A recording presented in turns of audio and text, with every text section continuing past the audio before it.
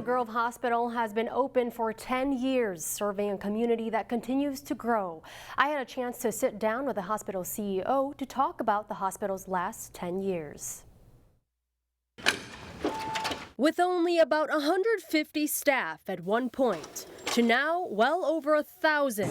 It's clear Maple Grove Hospital has grown quite fast in 10 years. Everything has grown much faster than was ever anticipated. By the end of this year, we will have seen over 350,000 people in the emergency department. Andy Cochran, the CEO, says there's been about 45,000 surgeries in the hospital alone and tons of baby deliveries. We've delivered close to 41,000 babies here since we opened, way beyond the projections. So we deliver about 14 babies a day on average here. But that's not the only numbers the Maple Grove Hospital can brag about. The hospital lab team conducted more than 2.7 million tests, and the imaging department has done more than 300,000 CT scans and x-rays. Cochran says number of patients also goes up each year. Our challenges have just been keeping up with the growth, and again, that takes the whole team.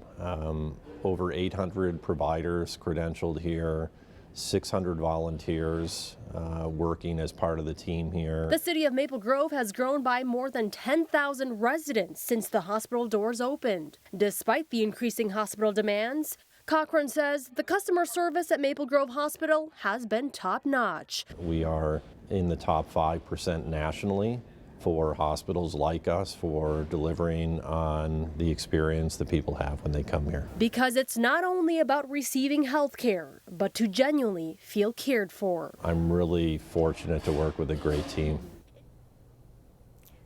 Maple Grove Hospital is currently considering expansion options. This week, Plymouth said goodbye to their K9, Odie, who has served the department since 2011. K9 handlers from around the area came out to Northwest Animal Hospital in Plymouth on Thursday to say goodbye to Odie, who was laid to rest after ongoing health issues. Odie and Officer Bill Dane earned many awards for tracking, narcotics detection, apprehension, obedience, and more. Several students might also recognize Odie from meeting him in the community or touring City Hall. A Golden Valley marriage therapist has a new unique way to help her clients. As Neil Persley reports, she uses a rolling art lab.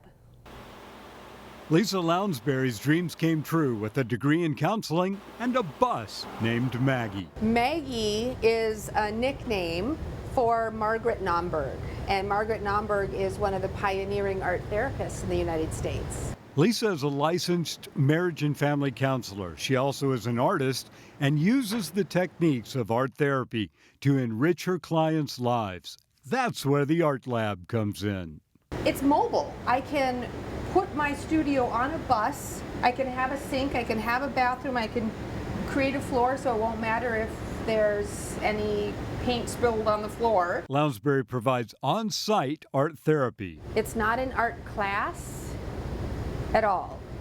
It's art making as part of a release. It's part of a relief, and it's always a reveal. It's a unique approach that lends itself to providing sessions for up to 8 people. So the group sessions are individuals in their stations, but we come together where each of the chairs pull back, so we have a type of semicircle. Lisa is fully mobile and everything in the bus is fully modular and ready to go. The desks have been completely custom designed to fit our needs. On sunny summer days, the desks can even come outside for sessions. The art lab is especially well suited to engagements with corporate wellness programs. Bring Maggie, bring the bus to a corporation, to the parking lot, wherever we are, similar to what we did with the Washington County Crisis Response Unit. Lisa has only had the art lab, or Maggie, on the road for about a year, but has already helped many through art therapy. In Minnetonka, Neil Persley, CCX News.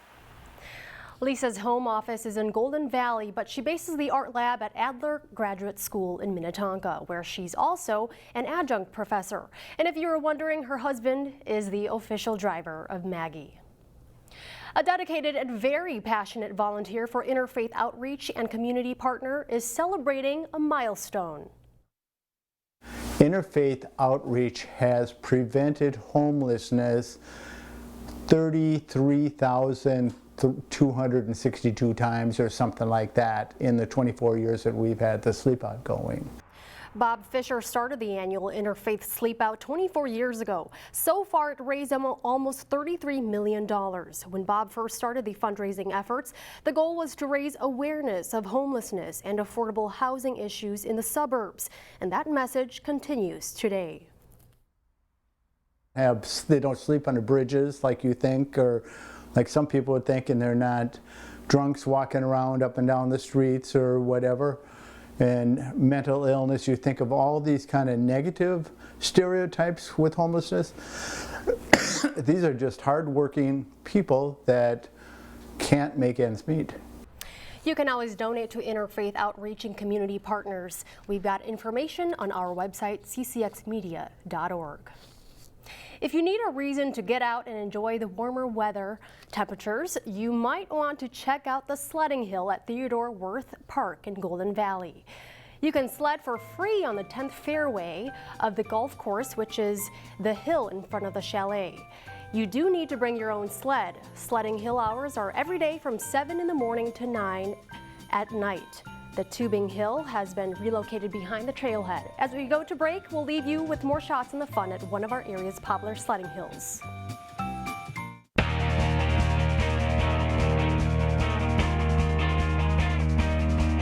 The new year kicked off in a great way for the University of Minnesota football team.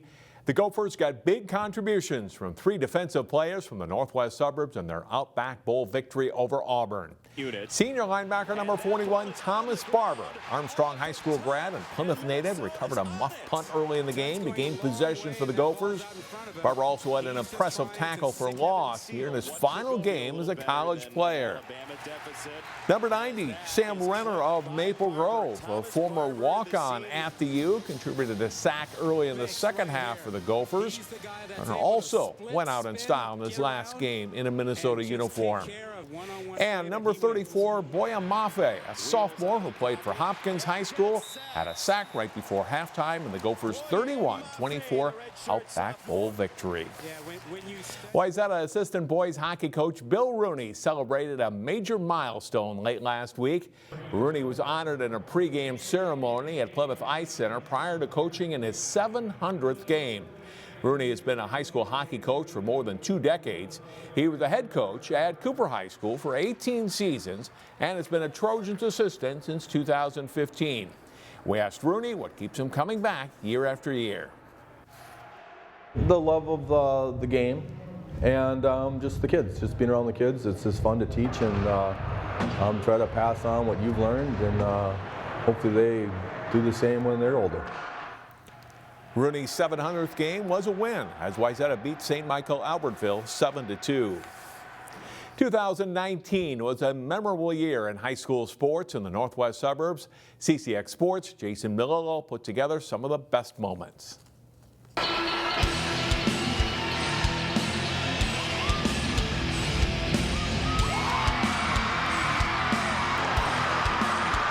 I was like, it's probably going to be a 9-9 or a 10. When I saw like 3 of the scores, I'm like, please be a 10, please be a 10. Otto into the front court. He'll put up an arcing 3 short. Laporia too late. Park Center wins Section 5-4A 57-55 and 3 overtime. I can't even describe it. I'm so emotional right now. See, when you used to have hair, been consistently good on the boards, and that's a big 3 right there. Congratulations to Hopkins High School state champions.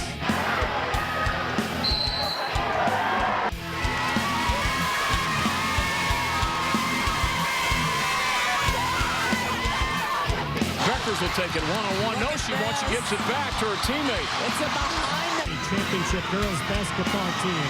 Here's Rollout, go for the wraparound try. Puck is loose. Stensley knocks it in. Section champions in girls hockey. Great effort by her. Tip number 1 from Wayzata. Now he does swing and miss, and the Hopkins Royals are Section 6 champions.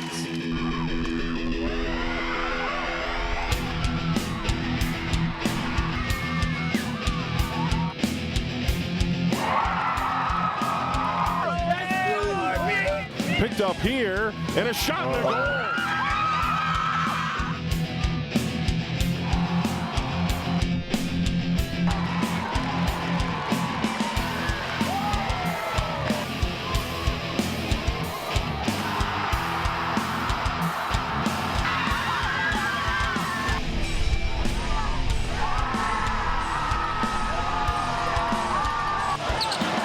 Tips it down the line to Pernsteiner, and that'll do it. Rosetta has won the state title. I'm speechless, honestly, about what happened.